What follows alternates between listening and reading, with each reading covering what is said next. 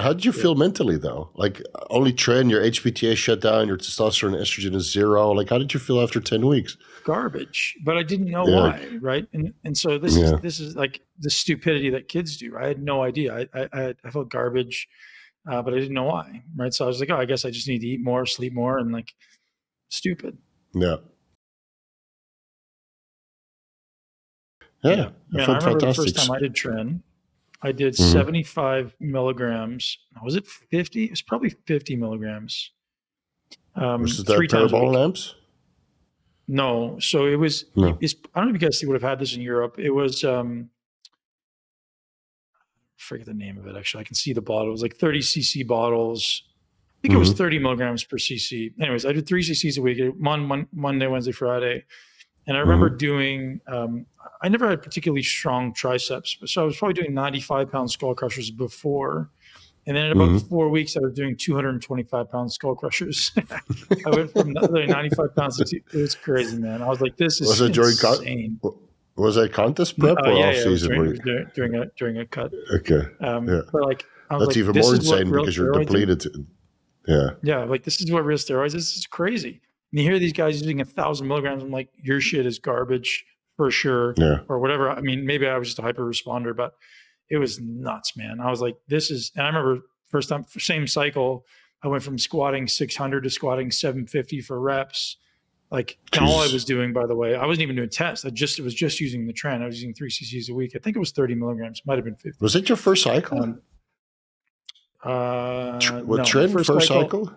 Okay. no. My first cycle was um, test and like I think equipoise.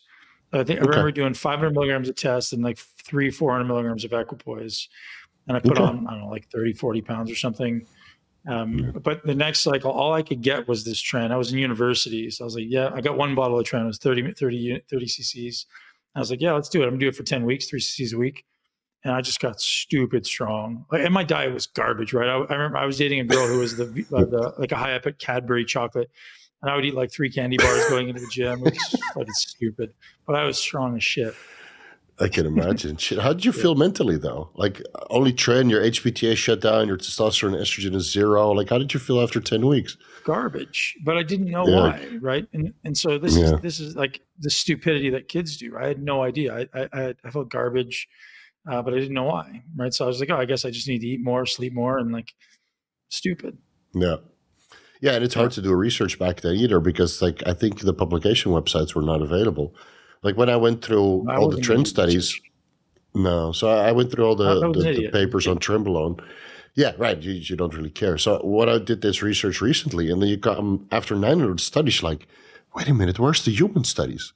And I tried to go Hmm. through the citations in textbooks from 1978 to find some sort of human citation. Nothing. It's like No. everybody takes this shit. There's no human scientific evidence. This is insane. Hmm.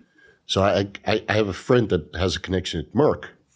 So I asked them release the Trenbolone studies performed on human, and it's on pregnant women, and in the Hmm. context of cancer, they can't release that because it's in the vault.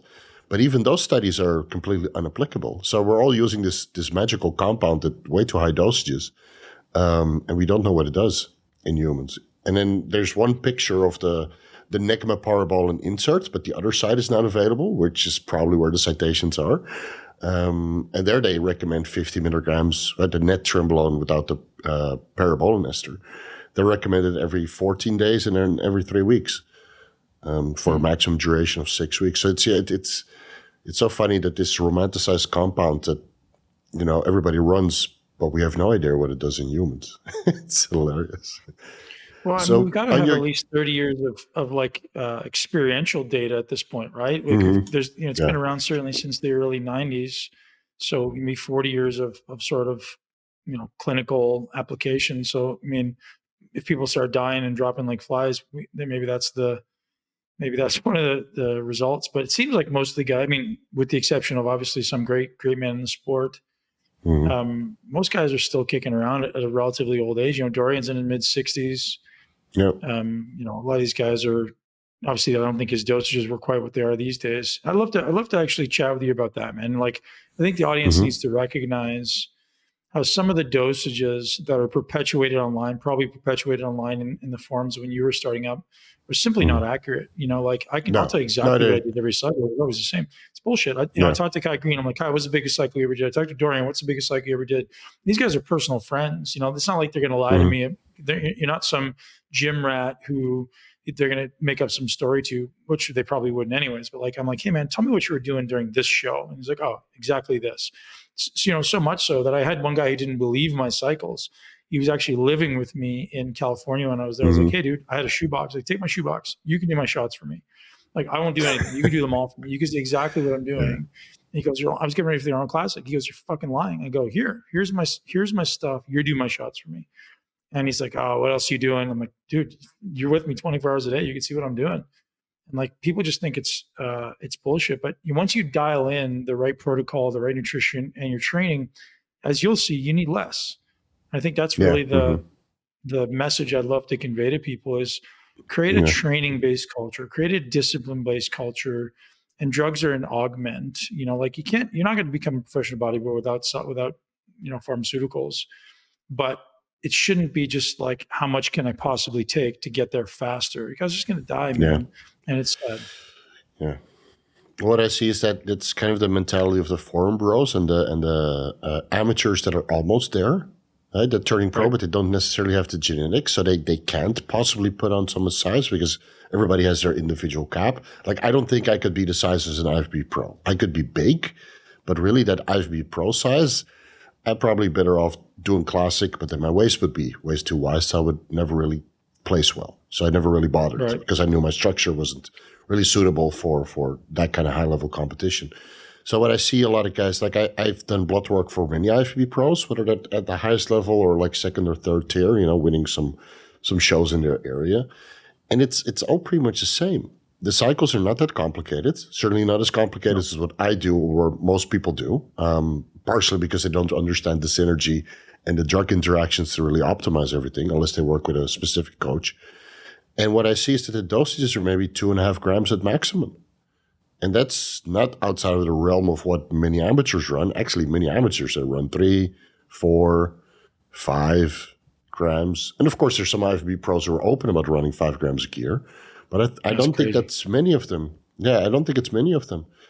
I think with some of the pros, what people don't understand the synergy between insulin, growth hormone, and steroids. So if you understand that synergy and you know how to time all of that correctly, then you don't need much gear.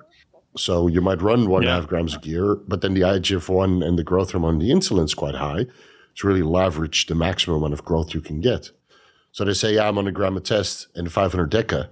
But I forget to mention that they're also on 12 IUs of growth hormone, which, kind of doubles the steroid dosages effectiveness-wise. So I'm running a gram. Yeah, that's what I've noticed. The more growth hormone you run, the more effect you get out of your anabolic steroids. So how do you measure the effectiveness then, Steve? So here's the thing, growth hormone will definitely make you feel different, right? I feel volumized. I feel like my cells are always full. But how are we objectifying the effectiveness? Is it just how much muscle you put on, how much strength you put on, but how much are you actually keeping? There's a question for you. Yeah, so of course, when you take the growth hormone out, you lose a lot of this volumizing effect. And especially if you do that around stepping on stage, you lose a significant amount. Now, what I noticed as of recent is that nobody takes their growth hormone out anymore because they're so lean.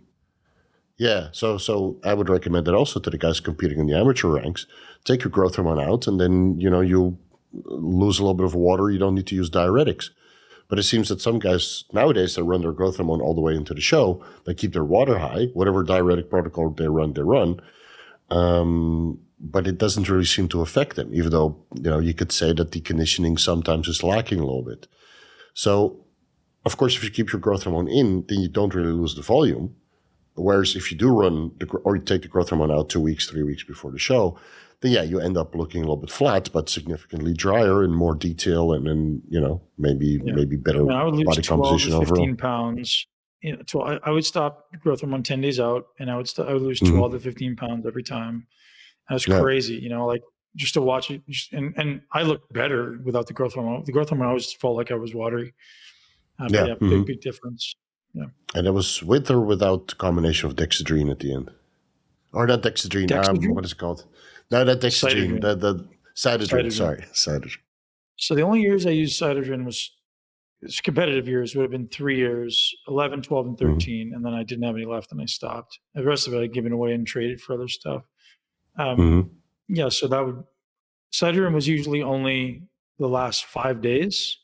That was on Chad Nichols' advice, like same with Charles Glass, like 3 to 5 days before the show. So a small amount. Yeah. And that way I didn't have to use diuretics. Right. Yeah. I mean, it has some aromatase inhibiting and diuretic-like effect. But from what I heard, it's a great compound, but it doesn't seem that it's available anywhere. Surprised that nobody started compounding it in China. Same as Esicline, for that matter. Yeah.